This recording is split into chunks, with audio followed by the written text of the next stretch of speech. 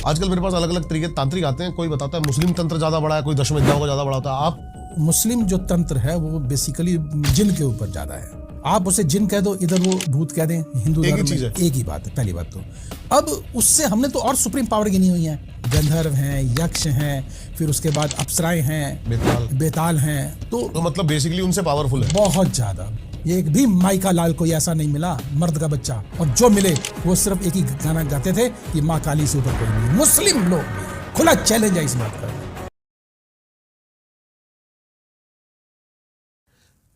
आपके पास ghost cases आते हैं, आप क्या करते हो उसके बाद जो प्रेत को मोक्ष दिलाने के लिए? क्योंकि कई लोग उनको बोतल में बंद कर देते हैं, कई लोग उनको किसी नारियल पे बिठा के कहीं छोड़ देते हैं, कई लोग नींबू में बांध देते हैं, कई लोग हवन में जला देते हैं। जलाना ज्यादा अच्छा है। ये जितने भी आपने प्रयोग बताए इससे पहले वो सब आप छोड़ रहे हो, आप वो कहीं पे फिर खुल जाएंगे वो, तो जलाना ज्यादा अच्छा है। इसलिए हवन करना उसके बाद वो ज्यादा उचित मानता हूं कि आप खत्म ही करो ना कहानी को। कई लोग मैंने सुना है रुद्राक्ष में बिठा के जला देते हैं। हाँ, वो कह रहे जलाना अच्छा है। अच्छा। आप किसी में भी रख लो उसको, वो जलाना अच्छा है। मैं तो उसी को ज्यादा उचित मानता हूं और वही करना चाहिए। गुरुजी अभी वशीकरण की बात कर रहे थे जी। वशीकरण आजकल जो सबसे ज्यादा यूज में लिया जाता है, फिर लेना चाहिए, मुझे लगता है वो कपल्स में जो झगड़े हो रहे हैं, इसमें आप क्या इसका उपाय करते हो या फिर कैसे आप इसको देखते हो? बहुत अच्छी बात आपने की है। देखिए, अभी मैं बात करता हूँ हस्बैंड वाइफ के बीच में एक ऐसा प्रयोग जो कि माँ कामाख्या का मतलब 100% कारगर है, और मैंने बहुत बच्चों को कराया भी है और सफल हुआ है। अच्छा, प्रयोग। ठीक है। हमारे पास कोई स्त्री आती है, और स्त्री क्या आती है, मैं जो मेरे साथ जो मैंने दिए हैं प्रयोग, मैं वो आपको बताता हूँ। ठीक है जी। एक पंथ दो काज होंगे। तो एक लेडी मेरे पास आई, कहती कि मेरे हस्बैंड जो हैं मेरे पे शक कर रहे हैं कि मेरे कहीं और रिलेशन तो नहीं है। ठीक है। और मेरा तो घर जो है बिगड़ रहा है, उजड़ रहा है, और दो बड़े बड़े बच्चे। अब देखिए आप, मतलब 18-18 साल के बच्चे, और उसके बाद ये घर बिगड़े तो कैसा लगेगा। लेडी मेरे पास आई, कहती कि गुरुजी कुछ उपाय बताओ, करो कुछ मेरे लिए। मैंने ठीक है, तो मैंने माँ कामाख्या का जो सूत्र है वो उसको दिया। मैंने कहा ये तू अपने हाथ में बांध ले या कहीं पर भी इसको रख ले अपने पास, ये तेरे पास होना चाहिए। और उसके बाद एक प्रयोग मैंने उसको करने के लिए दिया। मैंने कहा जब आप अपने पति के साथ इंटरकोर्स करते हो तो उस समय एक काम करना कि बाद में जो रज निकलता है उसको अपने दोनों हाथों पे निकाल करके और उसके दोनों तलवों पर लगा देना, किसी तरह से अपने पति के तलवों पे लगा देना। ठीक है। और फिर मुझे बताना।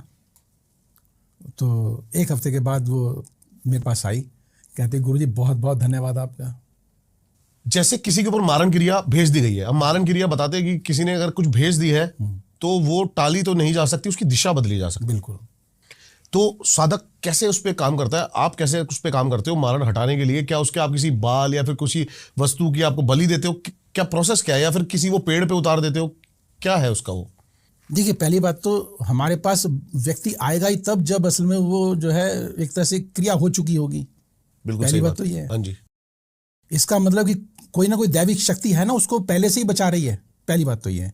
अब हमने किसी तरह से उसको काटना है या उसको निकालना है अपनी बॉडी में से, यही तो है ना। और जब हमें पहले पता लग जाएगा तो हम पहले सुरक्षा कवच बना के रखेंगे, तो वो आएगी नहीं हमारे पास, वो दाएं बाएं वैसे ही निकल जाएगी। ओके, ठीक है। लेकिन अगर देखो, हमको तो तब पता लगेगा ना, पता इन द सेंस कि जब जिस व्यक्ति पे ये चीज हुई है और उस पर हो चुकी है, उसकी एक टाइम रखा जाता है। टाइम जैसे 21 दिन का, 40 दिन का, कि 21 से 40 दिन में एकदम से नहीं होता। 21 दिन 40 दिन हो गया तो 21 दिन के अंदर वो व्यक्ति जो है लीला समाप्त हो जाएगी, या 40 दिन के अंदर लीला समाप्त। हाँ, उस दौरान अगर हमारे पास आता है तब आप कह सकते हो कि क्या उपाय है। हाँ जी। उसके लिए सबसे उत्तम उपाय जो है आपको मैं बता देता हूं। एक कुनैन की गोली होती है जो कि पहले मलेरिया में दी जाती थी। अच्छा, मुझे वैसे नॉलेज नहीं। हाँ जी। बहुत पुरानी बात है, आज से 15-20 साल पहले जो मलेरिया में कुनैन की गोली चलती थी। अच्छा। अब कुनैन की गोली उसके पहले तो मुंह में आप दे दीजिए। सबसे पहला तो सुरक्षा का कवच वही है। देखिए कितनी माया है एक केमिकल की। और उसके बाद महामृत्युंजय का पाठ आपको सेव कर देगा। ठीक है। एक मलेरिया की कुनैन की गोली उसको जो है उस सुरक्षित कर रही, देखिए आप। और ये कहां से सीखा? मायोंग से, जो कि जड़ी बूटियों के हेडक्वार्टर है। जड़ी बूटियों का इतना महत्व है। आप ज्योतिष भी करते हो? जी। मैं आपका कोई हॉरर एक्सपीरियंस जानना चाहता हूं कि आपने कुछ साधनाएं करी हो कभी, मतलब ये जानना चाहता हूँ, जैसे कि आप बहुत सारे घोस्ट केसेस हैंडल करते हो, उसके अंदर आप पर कभी किसी घोस्ट ने अटैक करने की कोशिश करी हो, या आप उससे थोड़े से, मतलब? पहली बात तो हमारे गुरु ने हमें इतना ज्ञान दिया कि जो है किसी के माई के लाल के अंदर ताकत ही नहीं हुई कि हम पर अटैक कर सकें। कहते हैं ना कि नंगम परम परमेश्वरम, तो हम जो फैक्ट है, हाँ जी। तो हम शमशान घाट में जाके सबसे पहले नंगे हो जाते हैं। हकीकत सुनोगे तो जो मैं बता रहा हूँ आपको। हाँ जी, हाँ जी, हाँ जी, हाँ जी। तो नंगम परम परमेश्वर, मेरे से बड़ा नंगा है तू क्या, आ जा। पहली बात तो ये। हाँ। फिर भी कई बार ऐसा होता है कि कई मान शक्तियां होती हैं जो चलती हैं और कर देती हैं अटैक। एक बार की बात है, हमारे गुरुदेव के साथ ही चल रहा था मैं, तो एक हम प्रयोग कर रहे थे। तो प्रयोग भी क्या होता है बताता हूँ आपको मैं, कि वशीकरण ज़्यादातर सब लोग उसी के ऊपर, और पैसा और वशीकरण, ये दो ही चीज़ें। बस और अगर बहुत सारा पैसा अगर चाहिए तो फिर जो है कहते हैं कि जब तेली मरता है ना, तेली मतलब जो तेल बेचते हैं, तेली मरता है, तो जब वो मरता है तो उसके ऊपर वो उपाय किए जाते हैं। तो ऐसे ही हम कर रहे थे, हमारे गुरुदेव साथ में थे, क्योंकि ऐसे जो है छेड़ना किसी को सही नहीं होता। क्योंकि देखिए, एक तो होता है जिसका आगे पीछे कोई नहीं है, और हमारे साथ तो सब बीवी बच्चे सब हैं, तो हम संसारिक लोग हैं, तो बड़ी सोच समझ के इन चीज़ों को करना पड़ता है, देखना पड़ता है। हाँ जी। तो हम अपने गुरुदेव के साथ जब कर रहे थे कार्य को, तो उस समय नो, इसमें कोई शक नहीं कि जैसे कहते हैं ना कि चारों तरफ की कुछ आवाज़ मतलब कि अदृश्य आवाज़ें, वो हमको सुनने को जरूर मिली, जो कि बड़ी भयावह थी। डर भी लगता है, नो डाउट, लेकिन शमशान घाट में क्रिया करने का मकसद ये होता है कि आप अपने डर को दूर करो सबसे पहले बात। ठीक है।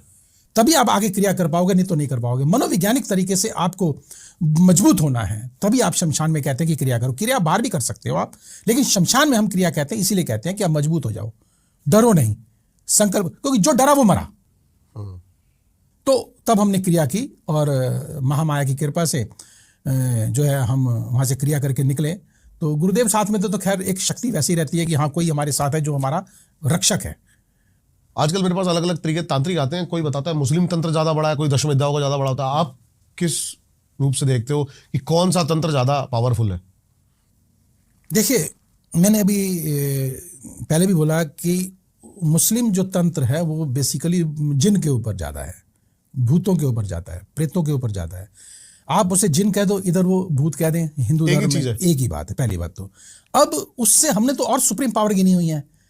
गंधर्व हैं, यक्ष हैं, फिर उसके बाद अप्सराएं हैं, बेताल हैं, और देव हैं। उसके बाद जो है ये 10 महाविद्याएं हैं, ठीक है ना। तो मतलब बेसिकली उनसे पावरफुल है बहुत ज़्यादा। ये तो मेरा अपना पर्सनल एक्सपीरियंस है। ये पिरान कलियर, ये हरिद्वार के पास में जो ये पड़ता है अपना, रुड़की के पास, रुड़की से 10-12 किलोमीटर दूर है। ये एक भी माइका लाल कोई ऐसा नहीं मिला मर्द का बच्चा, और जो मिले वो सिर्फ एक ही गाना गाते थे कि माँ काली से ऊपर कोई नहीं है। मुस्लिम लोग भी, खुला चैलेंज है इस बात का भी, खाक छानी है, धक्के खाए हैं हम भी अगौरी फकीरों के साथ रह करके, देखा हमने, बहुत बारीकी के साथ देखा है, जाना है, समझा है। एक भी मर्द का बच्चा नहीं मिला मुझे, और लास्ट में वो माँ काली की आई माथा टेकते हैं, समर्पण कर दिया। तो इसलिए माँ काली से ऊपर कोई कुछ नहीं है, सब नीचे है। बिल्कुल सही कहा। दोबारा आते हैं इस बात पे कि जैसे कि आपने बताया वशीकरण फेमस है, ऐसी एक क्रिया हो रहा है स्तंभन। हाँ, स्तंभन है। काम बांध देते हैं व्यापारी बहुत ज्यादा जलन में। इसका क्या उपाय या फिर इसकी क्या काट है? आप देखिए, स्तंभन की देवी जो है माँ बगलामुखी है, माँ बगलामुखी। बिल्कुल सही कह रहे हो आप। हाँ। बाकी और किसी मतलब देवियों में इतनी शक्ति नहीं है जो स्तंभन की देवी जो है, आपने बिल्कुल सही कहा, स्तंभन की देवी माँ बगलामुखी है। एक वाक्य याद आ गया, छोटा सा बताता हूँ आपको। हमारे पास एक साधक ही आए थे, उन्होंने कहा कि जब मुझे शुरू में नहीं पता था ना माँ बगलामुखी की ताकत, तो मैंने अपने जगह पर, प्लेस पर बैठकर माँ बगलामुखी का चैंट करना शुरू कर दिया, और उल्टा प्रभाव पड़ गया कि मेरा खुद का स्तंभन हो गया काम का। ऐसा भी हो सकता है? मुझे नहीं पता। देखिए, वो उनकी सोच है, उन्होंने भाव कैसे रखे होंगे। नेगेटिव भाव होंगे तो नेगेटिव होगा। मैंने बोला, मैं जब पूछता हूँ माँ को तो माँ की तरह ही पूछता हूँ। अब दूसरा किस भाव से पूछ रहा हो तो वैसा भाव उसका पूरा होगा। आपके भाव क्या है? मैं जनरली लोगों को ये बोलता हूँ, और एग्जाम्पल भी देता हूँ, जो संसारिक लोग हैं उनको बोलता हूँ कि रात को सोते समय आप जो भी मन में विचार रखेंगे वो पूर्ण होगा। ये क्या है? सिंपल साइकोलॉजिकली है। आप विचार रखो, वो अवचेतन मन में जाएंगे और वो आपके साथ अंदर ये द्वंद्व करेंगे और आपको जिता देंगे। आपके भाव कैसे हैं? आपने नेगेटिव भाव रखे होंगे, डेफिनेटली आपके साथ ऐसा हो गया। आप पहले से सोच रहे हो कि मेरा उल्टा ना हो जाए, मेरा उल्टा ना हो जाए। अरे, जब मैं माँ धूमावती की पूजा करने के लिए तैयार हूं, तो ये तो फिर माँ बगलामुखी है। मैं तो उल्टा चलता हूं ना। उल्टा क्या, उस चीज को, उस विज्ञान को जान सका हूं, तभी उसका प्रयोग कर पा रहा हूं ना। आप अगर उल्टे दिमाग को रखेंगे तो उल्टे हो जाएंगे, रखो उल्टा दिमाग, लेकिन उल्टे को सीधा कैसे करना है ये आप कला आनी चाहिए। उस बात पे दोबारा आते हैं गुरुजी कि कैसे इलाज है स्तंभन का। आप बता रहे थे माँ बगलामुखी स्तंभन की देवी। बिल्कुल डेफिनेटली। देखिए माँ है, पहली बात तो माँ कभी किसी का बुरा नहीं करती, पहली बात तो क्लियर सी बात है, ठीक है। और अगर ऐसा अगर हो गया है तो कोई बात नहीं, माँ की आराधना करें, माँ को भोग लगाएं, अब अवश्य आप निकल जाएंगे, सिंपल सा है।